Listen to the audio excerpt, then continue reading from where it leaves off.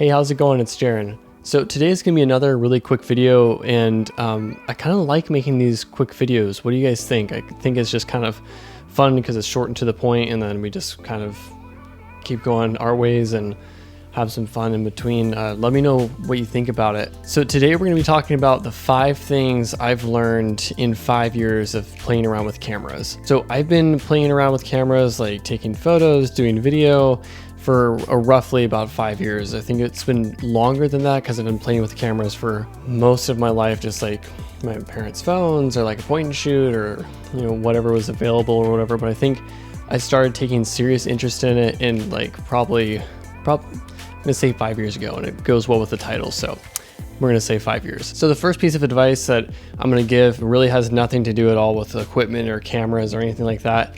And that's to be a great communicator. I honestly think great communication is like 80%, if not more, of the general overall feel. When you're communicating with people and you're working with people, it's super important just to be very, very clear and to make them feel welcomed while you're shooting with them, while you're collaborating with them, because it's not like a transaction like at Target where you're like picking up a gallon of milk. It's like, all right, see ya. It's like a creative process between two parties. And so you just want to make sure everything is super clear and concise to your best ability.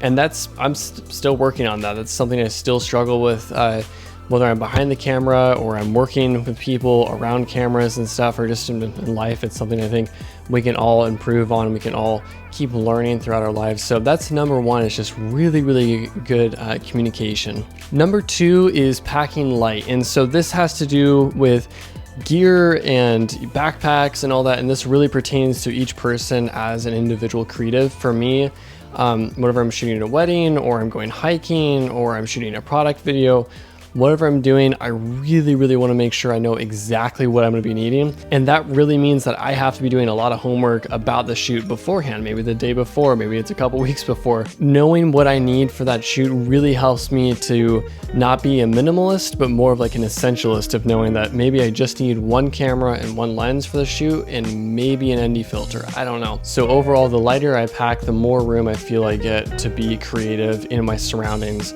And really, I've gotten to the point where I try to take the bare minimums that I know that I'll need for the shoot to make it look super good. So my ideal setup right now, rocking up to a shoot, is a camera, a lens, and maybe another lens, but that's kind of pushing it too. Is like, if I can't hold it in one hand, it's kind of like kind of the juggling stuff that I really just don't want to be thinking about. So that's the second piece of advice. And again, that's pertaining to each of us as individual creatives. So some of you will need a whole cart of stuff, and there's times and places for that. That's just what I've felt to be true for myself, is just being as minimal as possible with just the bare essentials. So number 3 is another one of those social things. So surrounding yourself with creative friends, if that's possible, is so valuable. I love having people just to bounce ideas off of, to shoot with, to go collaborate with, whether they're musicians, they're videographers, they're photographers, anyone in the creative space, just to kind of to hang out with and to talk and to have someone that gets the way you think is just so nice, because that way you can you feel like you're in a really, really solid community. So getting yourself into a creative community is key for growth and for acceleration in ideas, in the process, and understanding who you are as a creative, I think is really, really unlocked as you rub shoulders with more creatives. So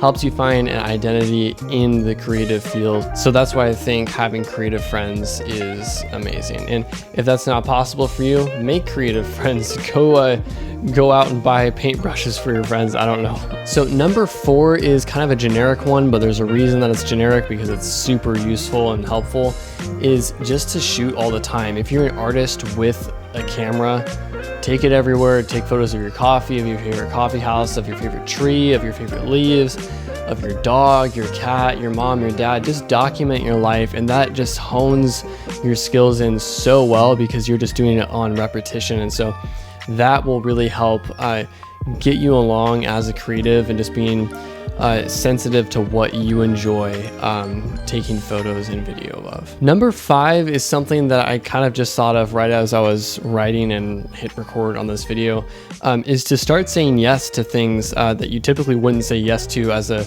creative. And you have to watch yourself with that, because there is a level of, you don't want to over yes yourself. You don't want to say yes to things that require too much of your time, but saying yes just to random fun shoots and stuff has honestly gotten me into situations where I felt uncomfortable and I felt stretched, and that was the best place for me to be at that point, because I was growing as a creative. So saying yes to things is a really, really great way to get yourself into those situations where you're growing as a creative, where you're meeting new people, and it makes you want to say yes more. So those are the 5 things that I have learned in 5 years of playing around with cameras.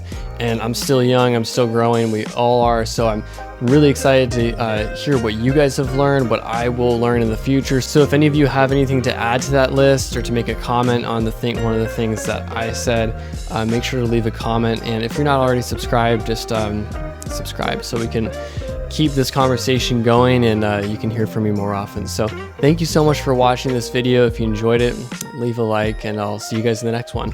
Peace.